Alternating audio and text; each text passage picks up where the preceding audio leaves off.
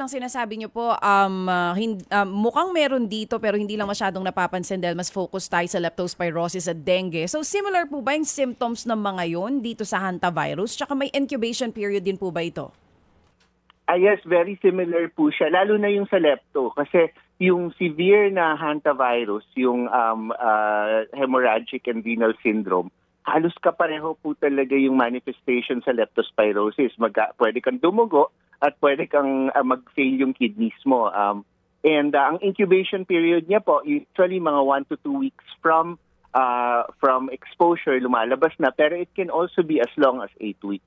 So ano po mismo yung mararamdaman ng tao kung sakali man puntamaan siya ng hantavirus at kailan dapat magpatingin na sa doktor para hindi po mauwi sa pagkamatay?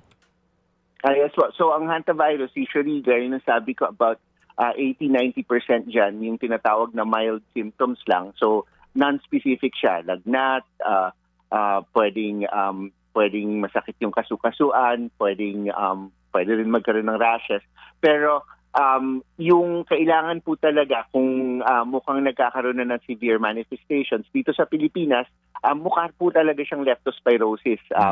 Pwede pang manilaw, pwedeng may dumudugo at yun nga yung pag-ihi pwedeng nababawasan, nagiging dark yung ihi. More likely lepto yon, pero kailangan niyo pa rin magpatingin sa doktor at sinususpetsa lang namin yung hantavirus kung sa tingin namin parang malabong lepto to pero mukha siyang lepto. So doon po talaga kami magpapatest.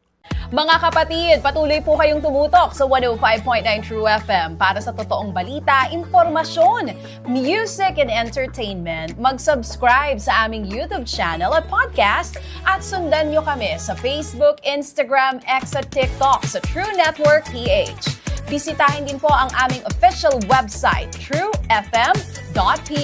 At panoorin din kami sa True TV Signal, Channel 19. Kami po ang 105.9 True FM.